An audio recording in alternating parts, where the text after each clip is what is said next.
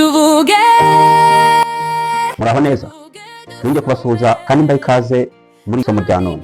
Ngewe ubasuhuza ni mwarimu w'ibi. Nk'uko bisanzwe turavuga, dusome, twandike neza ururimi rw'ikinyarwanda. Muri aka kanya tugiye kurebera hamwe imikoreshereze y'inyajwi n'ingombajwi.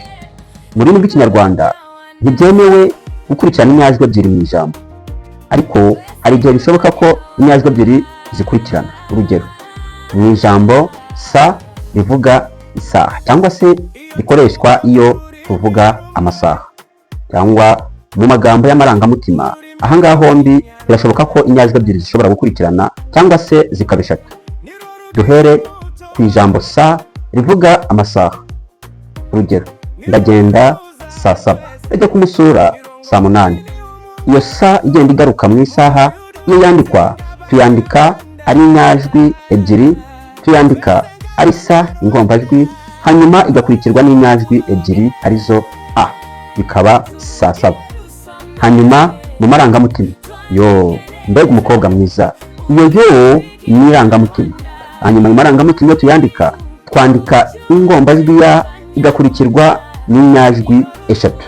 Icyitonderwa, mu myandikire y'ayo marangamutima ni byiza kwandika ayo marangamutima agakurikirwa n'inyajwi eshatu zonyine. Nshuti bakunzi, haba hari ahandi mu myandikire yemewe y'ikinyarwanda uzi inyajwi ebyiri zikurikirana mu ijambo?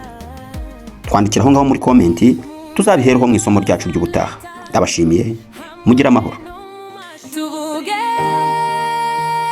tuvuge dusome twandike neza ururimi rw'ikinyarwanda niro rugize umuco wacu nk'abanyarwanda, niro ruruza twese nk'abanyarwanda, twese nk'abanyarwanda.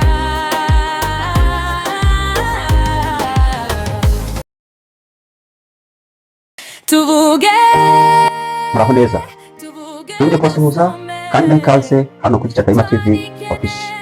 Bisanzwe ndibasuhuza ni mwarimu w'ibi.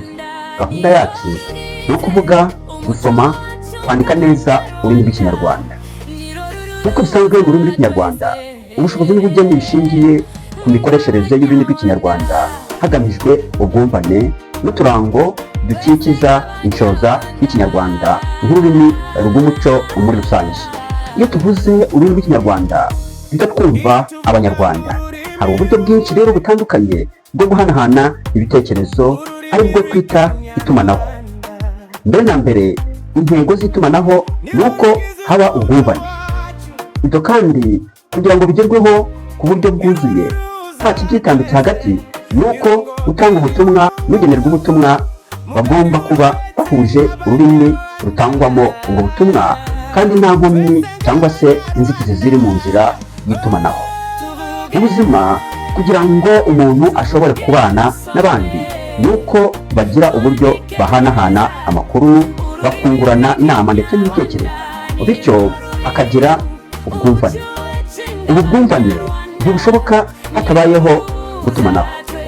Muri urwo rwego, muri iki kiganiro tugiye kurebera hamwe uburyo bwo kunoza itumanaho. Kugira ngo gutumanaho bigende neza kandi bigere ku bwumvane bushyira ubusabane, ni ngombwa kwita kuri ibi bintu bikurikira: kumenya kugenera ubutumwa aba ari bo, kumenya intego yo gutumanaho, kumenya ikeshamvugo ukoresha ukurikije abo ubwira, ndetse no kumenya ikibonezamvugo ukoresha nk'uko bigaragara muri iki gishushanyo.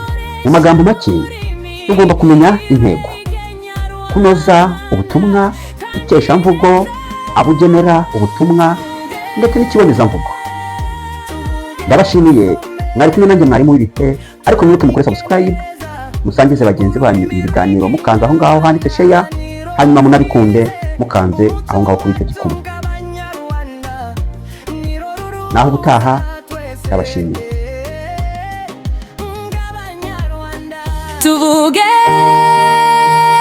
tuvuge dusome twandike neza ururimi.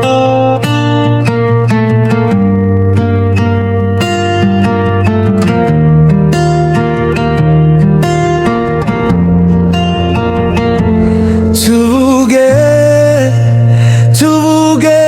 dusome twandike neza ururimi rw'ikinyarwanda nirwo rugize umuco wacu k'abanyarwanda nirwo ruduhuza twese nk'abanyarwanda twese nk'abanyarwanda.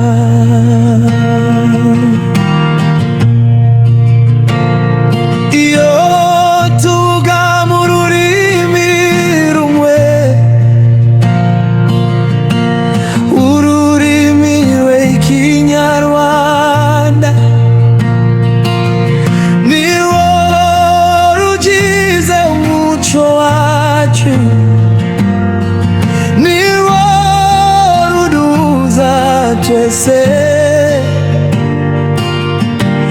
nirwo ngobini umugongo mugari uduhetse nk'abanyarwanda twese nk'abanyarwanda.